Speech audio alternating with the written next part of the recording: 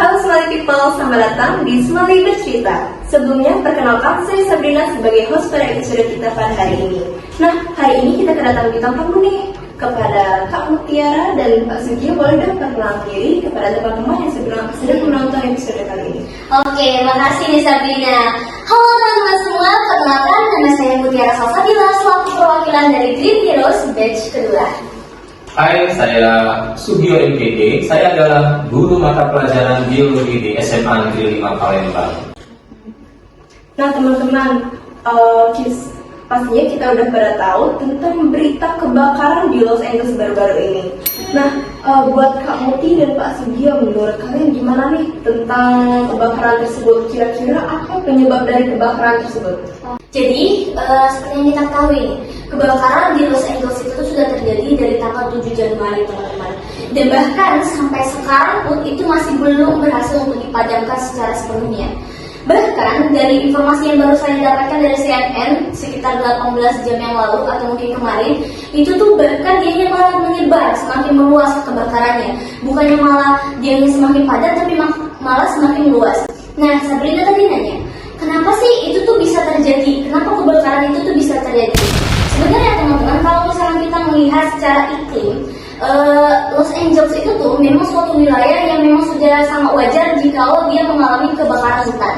Tapi karena dari pemanasan iklim ini yang menyebabkan kenapa pembakaran yang seharusnya itu biasa saja malah menjadi semakin parah dan semakin menyebar. Oleh karena itu, misalkan seandainya tidak terjadi pemanasan iklim, sebenarnya Los Angeles ini hanya akan mengalami pembakaran atau kebakaran hutan yang memiliki skala yang lebih kecil ya teman-teman. Tapi karena efek pemanasan global yang sudah semakin parah di muka bumi ini ya, jadi otomatis itu akan menjadi semakin parah gitu. Iya. Sebenarnya kalau Los Angeles itu tuh kan dia ini ada yang namanya angin Santa Ana. Santa Ana ini udah terjadi sangat hal yang lumrah di wilayah sana. Sebelumnya kita kasih tahu dulu, Santa Ana itu apa sih? Jadi Santa Ana itu tuh adalah angin panas, yaitu dibawa dari pegunungan atau gurun, kemudian dibawa menuju ke pantai. Itu tuh suatu hal yang sangat alamiah terjadi. Nah, saat dia berada dibawa dari pegunungan atau gunung itu menuju ke pantai, dia tuh mengalami pemanasan teman-teman. Nah, saat mengalami pemanasan inilah, nah di lingkungan yang dia terbawa tadi, nah di lingkungan ini nih, karena akibat dari iklim tadi itu menyebabkan, kan lingkungan ini kan tumbuhan tuh. Nah, tumbuhan ini kayak misalnya rumput-rumputan, itu tuh akibat perubahan iklim ini kan ialah cuaca yang tidak menentu ya Bapak ya. Nah, dari informasi yang saya dapetin, cuaca yang tidak menentu ini seperti ini. Dia tuh mengalami musim hujan, musim dingin. Nah, dia yang mengalami musim dingin selama 2 kali, dan menyebabkan pertumbuhan-pertumbuhannya rumput-rumput itu semakin banyak. Nah, sayangnya terjadi pemanasan. Nah, jadi rumput-rumput itu tuh malah bukan yang tumbuh yang bagus, malah dia menjadi tumbuh kering gitu. Judanya jadi bahan bakar alami yang banyak, terus dia lewat juga di Santa Ana itu yang panas banget itu. Jadi ibarat dia tuh udah cocok banget untuk dibakar ya Bapak. Secara alami ya. Jadi tinggal nunggu pematikannya cas, dia langsung menyebar kemana-mana kayak gitu. Itulah kenapa alasan dia bisa menyebar seluas itu. Oke Kak. Nah, dari tadi kan Kak Muti ngomongin tentang tumbuh-tumbuhan ya Kak? Iya. Nah, menurut Pak Sugio nih, kira-kira ada dampak lain nggak Kak buat hewan-hewan yang mungkin tinggal di sekitar sana Kak? Ya, terima kasih Sabrina. Tadi kajian yang sudah disampaikan oleh Mutiara tadi secara sudut geografinya gitu ya, itu sudah sangat jelas. Dan pastinya kebakaran hutan yang terjadi di Los Angeles tersebut itu akan memberikan dampak terhadap biota-biota yang ada di tempat tersebut. Salah satunya adalah vegetasi tumbuhannya juga banyak yang hilang, dan ini akan menurunkan keanekaragaman hayati yang ada di sana. Belum lagi kan namanya pembakaran terbesar Iya, kalau misalkan CO2-nya udah banyak, tentunya juga akan berpengaruh ke global. Nah, kalau misalkan udah berpengaruh ke global, tentunya Indonesia juga akan terkena dampaknya. Indonesia ini kan bersifat negara tropis ya, sebenarnya kita tuh bukannya wisata, tapi lebih kayak kita kan ada kemarau panjang. Terutama terjadi itu di daerah kayak Sumatera, Kalimantan, bahkan itu tuh pernah terjadi kebakaran besar. Iya, dan itu menunjukkan asap. Iya, Asap itu kan benar. pembakaran CO2 ya, salah satunya emisi gas yang berbahaya. Iya, bahkan kita kemarin tuh pernah ya Bapak, kita nggak masuk sekolah karena maskeran, Iya, jangan COVID kan? Asap ya, karena asap sudah menyebar ke Iya. lapangan. Itu kan disebabkan oleh ini juga perubahan iklim juga teman-teman. Oleh karena itu perubahan iklim ini berbahaya. Baik dalam segi ekonomi itu tuh menghambat banget karena kita aja susah untuk melakukan aktivitas sehari-hari. Kemudian yang kedua kayak dalam pendidikan ya Bapak ya. Iya, betul. Bapak sebagai guru pasti itu terlibat ya Bapak gimana? Ya jelas, karena materi pembelajaran harus terus tetap diberikan ya. Iya. Tapi karena waktu belajar juga terbatas, kan pulang cepat waktu itu ya.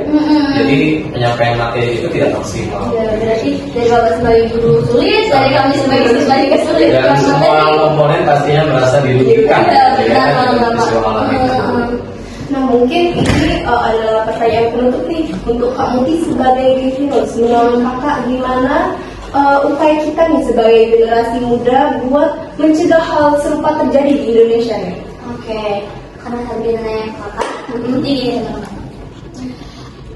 Sumber daya manusia di Indonesia itu tuh gede banget. Kita nggak usah ngebahas dunia deh, kita ngebahas Indonesia aja sekarang.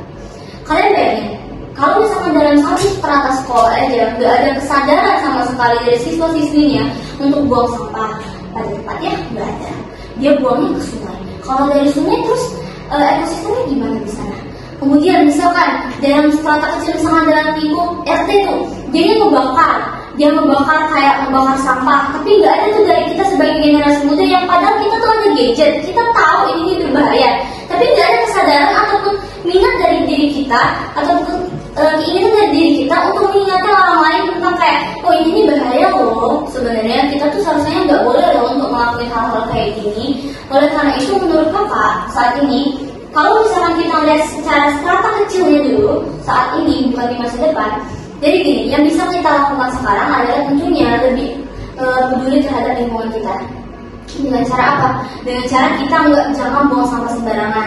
Kayaknya dari dulu udah sering banget ya Pak dijelasin ini. Mempelajari tentang lingkungan sudah Iya. dibahas sangat, tapi kesadaran itu loh Iya, yang perlu sulit banget. kita tingkatkan lagi. Benar. Karena dampaknya bukan hanya di masa kalian saja, tapi nanti di generasi-generasi di atas kita juga kan kayaknya pasti mau menikmati lingkungan yang Benar. bersih. Kayak kata-kata yang kayak ini kayak bumi itu bukannya apa ya diwariskan untuk kita, tapi kita Ya. yang mewarisinya untuk generasi selanjutnya gitu. Mereka juga kayak kata bapak tadi kan mereka juga pengen hidupnya enak gitu teman-teman. Sehat pasti. Benar. Kalau misalnya kita nggak mulai dari sekarang, kapan lagi? Kita tuh harus mulainya dari misalkan kayak saya sebagai siswa, saya mungkin nggak bisa ya melarang orang kayak kalian jangan ini kayak gitu, nggak mungkin kan. Yang bisa kita lakukan sekarang adalah gunakan media sosial kalian sebaik mungkin. Kami selama jadi Green Heroes, kami itu dilatih untuk menggunakan media sosial itu tuh sebaik mungkin. Kalau misalnya kalian lihat di IG saya sering kayak ngasih tahu misalnya oh saya Green Heroes, saya ini. Dan Green Heroes ini banyak kegiatan yang misalnya kami melakukan penanaman. Dan itu tuh harus dilakukan di sosial media. Kenapa? Karena kalau misalnya kita lihat anak muda zaman sekarang ini kan pasti buka sosial media. Benar. Boro-boro dia kehidupan lagi kosong nih. Dia lagi misalnya bangun tidur tuh dia buka HP langsung kan apa ya? Iya, langsung buka TikTok deh. Benar. Jadi Oke, itu dia tadi jawaban-jawaban kita dapat dari Kak Muti dan Pak Sugio. Semoga dari jawaban-jawaban tersebut selain menjadi hiburan juga dapat menjadi edukasi yang bermanfaat bagi kita. Saya Sabrina, kami undur diri. Mohon maaf bila ada salah kata. saya Mutiara, Saya Sugio MPD, Go Green. Go Healthy.